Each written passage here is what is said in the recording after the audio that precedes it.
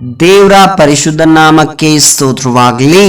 ಈ ದಿನದ ದೇವರ ವಾಕ್ಯ ರೋಮಾಪುರದವರಿಗೆ ಬರೆದ ಪತ್ರಿಕೆ 10ನೇ ಅಧ್ಯಾಯ 17ನೇ ವಾಕ್ಯ.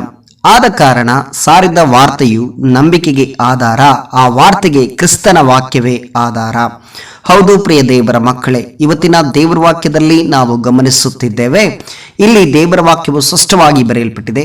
ಆದ ಕಾರಣ ಸಾರಿದ ವಾರ್ತೆಯು ನಂಬಿಕೆಗೆ ಆಧಾರ, ಆ ವಾರ್ತೆಗೆ ಕ್ರಿಸ್ತನ ವಾಕ್ಯವೇ ಆಧಾರ ಎಂಬುದಾಗಿ. ಪ್ರಿಯ ದೇವರ ಮಕ್ಕಳೇ, ಇಲ್ಲಿ ನಾವು ಗಮನಿಸುವುದಾದ್ರೆ ದೇವರ ವಾಕ್ಯ ನಂಬಿಕೆಯನ್ನು ಹುಟ್ಟುತ್ತದೆ, ಅದು ಕೇಳುವುದರಿಂದ ಹುಟ್ಟುತ್ತದೆ ಎಂಬುದಾಗಿ ನಾವು ಗಮನಿಸ್ತಾ ಇದ್ದೇವೆ.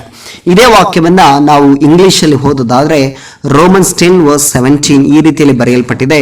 So faith comes from hearing and hearing through the word of Christ. ಅಂದ್ರೆ ದೇವರ ವಾಕ್ಯವನ್ನು ಕೇಳುವುದರಿಂದ, ದೇವರ ವಾಕ್ಯವನ್ನು ಗಮನಿಸುವುದರಿಂದ ನಮಗೆ ನಂಬಿಕೆಯನ್ನು ಹುಟ್ಟುತ್ತದೆ ಎಂಬುದಾಗಿ ನಾವು ಗಮನಿಸುತ್ತಿದ್ದೇವೆ.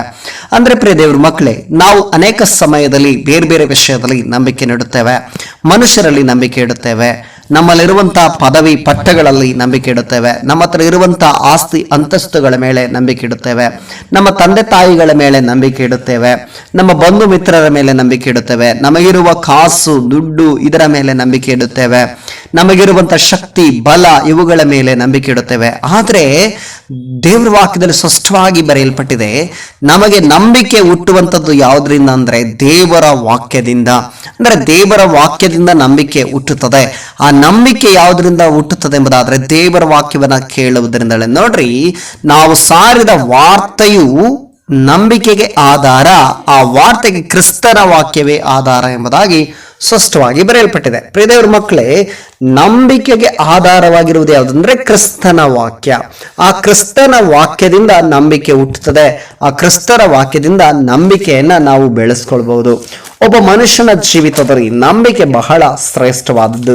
ಆದ್ದರಿಂದಲೇ ಮಾರ್ಕನು ಬರೆದ ಸ್ವಾರ್ಥ ಗ್ರಂಥ 9ನೇ ಅಧ್ಯಾಯದಲ್ಲಿ 23ನೇ ವಾಕ್ಯದಲ್ಲಿ ನಾವು ಗಮನಿಸೋದಾದ್ರೆ ಪ್ರಿಯ ದೇವರ ಮಕ್ಕಳೇ, ಇಲ್ಲಿ ದೇವರ ವಾಕ್ಯವು ಸ್ಪಷ್ಟವಾಗಿ ಬರೆಯಲ್ಪಟ್ಟಿದೆ. ನಿನ್ನ ಕೈಯಲ್ಲಿ ಆಗುವುದಾದಿದ್ರೆ ಅನ್ನುತ್ತೀಯೋ ಎಂಬುದಾಗಿ ಇಲ್ಲಿ ದೇವರ ವಾಕ್ಯದಲ್ಲಿ ಅದರ ಕೆಳಗೆ ನಂಬುವವನಿಗೆ ಎಲ್ಲವೂ ಆಗುವುದು. ಅಂದ್ರೆ ನಂಬಿಕೆ ಇದ್ದರೆ ಎಲ್ಲವನ್ನ ಮಾಡಲಿಕ್ಕೆ ಸಾಧ್ಯ. ಈ ಲೋಕದಲ್ಲಿ ಇಂಥದ್ದು ಎಂಬುದಾಗಿ ನಾವು ಹೇಳಲಿಕ್ಕೆ ಆಗೋದಿಲ್ಲ.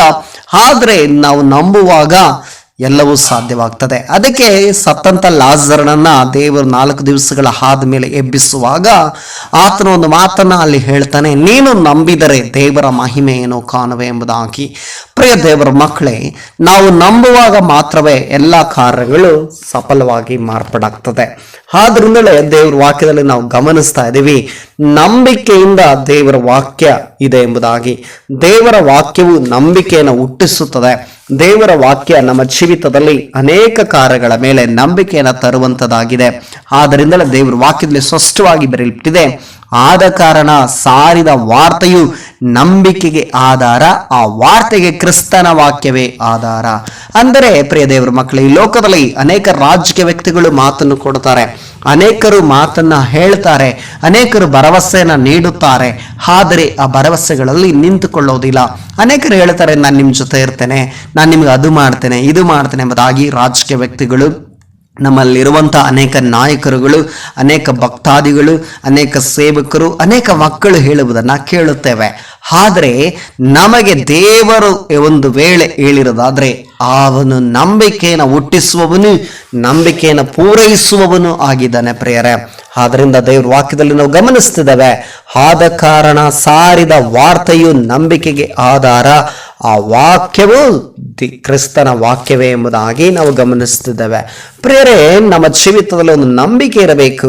ನಮ್ಮ ಜೀವಿತದಲ್ಲಿ ಯಾವಾಗಲೂ ದೇವರ ವಾಕ್ಯವನ್ನ ನಂಬುವ ವ್ಯಕ್ತಿಗಳಾಗಿ ನಾವು ಜೀವನ ಮಾಡಬೇಕು. ನಮ್ಮ ಜೀವಿತದಲ್ಲಿ ಪ್ರಿಯ ದೇವರ ಮಕ್ಕಳೇ, ನಾವು ನಂಬಿಕೆಯಿಂದ ಜೀವನ ಮಾಡಬೇಕು. ಯಾಕಂದ್ರೆ ನಂಬಿಕೆ ನಾವು ನಿರೀಕ್ಷಿಸುವವುಗಳ ಮೇಲೆ ವಿಷಯದ ಭರವಸೆ ಇಡುವುದಲ್ಲ, ಕಣ್ಣಿಗೆ ಕಾಣದವುಗಳನ್ನು ನಿಜವೆಂದು ತಿಳಿದುಕೊಳ್ಳುವುದು ಆಗಿದೆ.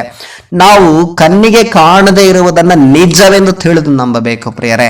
ಆದ್ರಿಂದ ಪ್ರಿಯ ದೇವರ ಮಕ್ಕಳೇ, ನೋಡ್ರಿ, ಆದ್ರಿಂದ ದೇವರ ವಾಕ್ಯದಲ್ಲಿ ಸ್ಪಷ್ಟವಾಗಿ ಹೇಳ್ತದೆ, ನಂಬಿಕೆ ಇಲ್ಲದೆ ದೇವರನ್ನು ಮೆಚ್ಚಿಸುವುದು ಅಸಾಧ್ಯ ಎಂಬುದಾಗಿ. ಪ್ರಿಯ ದೇವರ ಮಕ್ಕಳೇ, ನಾವು ನಂಬಿಕೆ ಇಲ್ಲವಾದ್ರೆ ನಾವು ದೇವರನ್ನ ಕೂಡ ಮೆಚ್ಚಿಸ್ಲಿಕ್ಕೆ ಆಗೋದಿಲ್ಲ. ನಂಬಿಕೆ ಇದ್ರೆ ಮಾತ್ರವೇ ನಾವು ದೇವರನ್ನ ಕೂಡ ಮೆಚ್ಚಿಸಲಿಕ್ಕೆ ಸಾಧ್ಯವಾಗ್ತದೆ. ಈ ಲೋಕದಲ್ಲಿ ನಂಬಿಕೆ ಬಹಳ ಪ್ರಾಮುಖ್ಯತೆ ಹೊಂದದಾಗಿದೆ.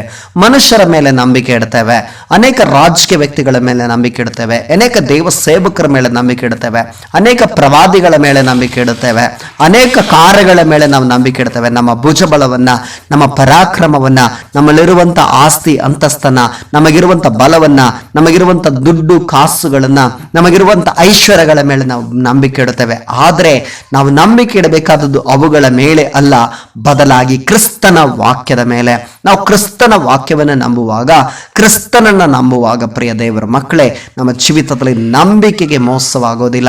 ಆತನನ್ನು ನಂಬುವವರು ಒಬ್ಬರು ಕೆಟ್ಟು ಹೋಗುವುದಿಲ್ಲ. ಆತರಿಂದಲೇ ದೇವರ ವಾಕ್ಯದಲ್ಲಿ ನಾವು ನೋಡುತ್ತೇವೆ, ಆತನನ್ನು ನಿರೀಕ್ಷಿಸುವವರ ಮುಖವು ಲಜ್ಜೆಗೊಳಗಾಗುವುದಿಲ್ಲ ಎಂಬುದಾಗಿ. ಈ ವಾಕ್ಯದೊಟ್ಟಿಗೆ ದೇವರು ತಾನೇ ನಿಮ್ಮೆಲ್ಲರನ್ನು ಕೂಡ ಆಶೀರ್ವಾದ ಮಾಡಲಿ. ಯೇಸುವಿನ ನಾಮದಲ್ಲಿ ಪ್ರಾರ್ಥಿಸೋಣ. ಸರ್ವಶಕ್ತನು ಮಹಾಪರಿಶುದ್ಧನ ತಂದೆಯಾದ ದೇವರೇ, ದಿನಕ್ಕಾಗಿ ಸ್ತೋತ್ರಪ್ಪ. ದಿನದಲ್ಲಿ ಸ್ವಾಮಿ ವಾಕ್ಯ ಕೇಳುತ್ತಿರುವಂತ ನಿನ್ನ ಮುದ್ದು ಮಕ್ಕಳನ್ನು ಆಶೀರ್ವಾದ ಮಾಡ್ರಿ. ನಿನ್ನ ವಾಕ್ಯದಲ್ಲಿ ಬರೆಯಲ್ಪಟ್ಟಿರುವ ಹಾಗೆ ಸ್ವಾಮಿ, ಹೌದು ಕರ್ತನೆ, ಆದ ಕಾರಣ ಸಾರಿದ ವಾರ್ತೆಯು ನಂಬಿಕೆಗೆ ಆಧಾರ, ಆ ವಾರ್ತೆಯು ಕ್ರಿಸ್ತನ ವಾಕ್ಯಕ್ಕೆ ಆಧಾರ, ವಾಕ್ಯವೇ ಆಧಾರ ಎಂಬುದಾಗಿ ಸ್ವಾಮಿ ನಮ್ಮೊಟ್ಟಿಗೆ ಇದರ ಮುಖಾಂತರ ನಂಬಿಕೆ ಕುರಿತಾಗಿ ದೇವರೇ ನೀನು ಮಾತನಾಡಿದ್ದಕ್ಕಾಗಿ ಸ್ತೋತ್ರ ಸ್ವಾಮಿ. ಹೌದು ದೇವರೇ, ಈ ವಾಕ್ಯದ ಮುಖಾಂತರ ನಮ್ಮೆಲ್ಲರ ನಂಬಿಕೆ ನಿನ್ನ ಹೆಚ್ಚಿಸಿದ್ದಕ್ಕಾಗಿ ಸ್ತೋತ್ರ.